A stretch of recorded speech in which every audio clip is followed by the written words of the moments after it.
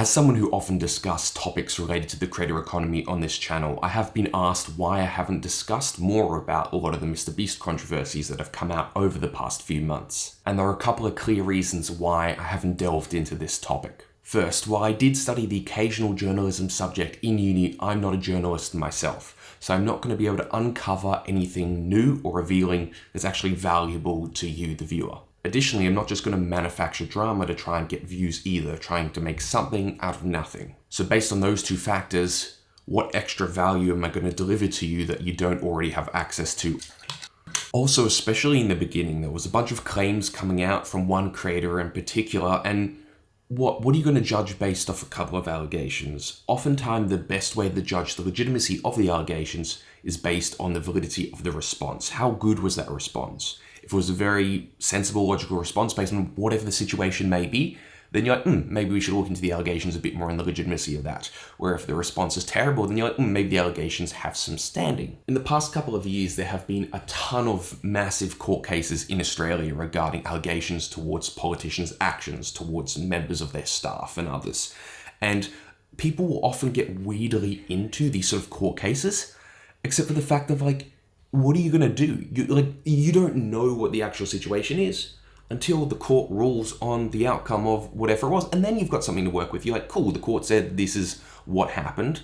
Now we can, make actions and form opinions based on that. But until that point, you're just trying to go off inconsistent information. And that's what was happening a lot with a lot of these allegations that were coming up in regards to his business operations. You had a couple of people saying things here and there, and it was just a mess towards what was actually happening in reality, if that is a definable thing. But I think he did mess up in regards to how long it took him to respond. In a response interview he made with another creator, he did make a point that he wasn't able to discuss a lot of the details based on the external investigation that was happening within his company. He hired out some firm that would conduct the interview with his team, with his staff members, to assess the validity of these claims.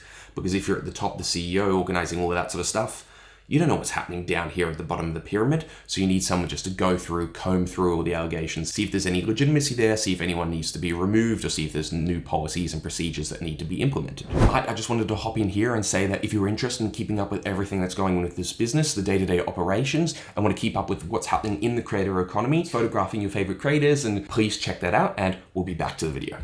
So as a result, he claimed he couldn't say anything because it may compromise that investigation that is going ahead. And then once it was complete, he hopped on that interview. But this then means everything is left in the court of public opinion. And while that is my industry, I got a degree in PR. It is the worst place to let things play out a lot of the time because it is not logical. Our whole economic system largely is based on Keynesian economics, which kind of relies on the fact that the economy, the markets, don't behave logically. They behave like animal spirits, where when things are going well, they're really going well, and when they start turning bad, they really go bad. And by him not putting any sort of meaningful statement out there, it meant the only information in the market was saying things are going bad, they must be really bad. One of the first major examples of this in Australia within the traditional press was Lindy Chamberlain with the famous line of "Dingo stole my baby," whereby she claimed that a dingo had come, taken her baby, eaten whatever happened, and the court of public opinion said, no, you must be lying for a number of fascinatingly horrible reasons. But then it was found out many years later, psych, actually the dingo did take her baby. But because things were allowed to manifest within the general public, it creates a whole perception that isn't actually based on reality, but is based on people gossiping back and forth to each other, be like, nah, this could have happened, this couldn't have happened, blah, blah, blah. And I'm not going to get caught up in that mess. A good example of where it was used to that particular person's benefit was the whole Johnny Depp and Amber Heard situation, where he deliberately brought it into the public eye because his reputation was already thrown down the drain, and he felt that he was so far in the right that if the public could just actually see what had happened in the interactions between them, that they would then side with him.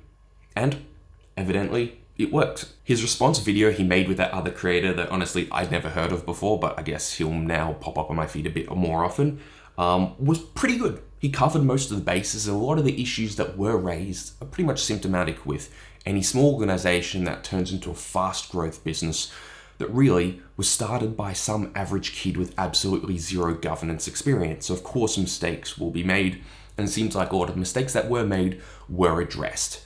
And that's also the judge of a good leadership, good character, is yes, things will arise, but can you try and implement policies and procedures that will now stop them from ever happening again and resolve whatever the issue was that occurred? And largely it seems like that's what was done. But CoffeeZilla, who does a lot of journalism, especially into the financial crypto space, did raise some concerns in regards to that topic, which once again, I'm not going to get into. There's plenty of videos out there providing much more detail on those particular topics. It was the same thing when David Dobrik started getting into his controversies. Yes, there were things that were done wrong, especially once again with having a kid with no governance experience operating a media business. But there was a lot of mess in there that was absolutely unjustified and clouded the actual issues at hand. So I think we as a society need to take better care as to understanding what impact we're having, that if we buy into a lot of the mess, buy into a lot of the chaos, and don't take time and effort to crowd through that mess to the actual thing at the center of that and understand, okay, what went wrong?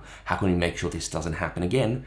Then we'll keep falling into these same issues. We'll keep buying into the drama, we'll keep buying into the gossip, and we'll just make these issues worse and never actually resolve any of the problems within our industry. So these are just a couple of the reasons why I haven't really discussed that topic in general, but I hope this is something that you can take away into any other controversies, allegations, scandals that arise in the future, whether it be within the creator economy, traditional industry, celebrity culture, countless others. If you want to hear more about the creator economy and everything that's going on within this industry, I've got a perfect playlist for you right here.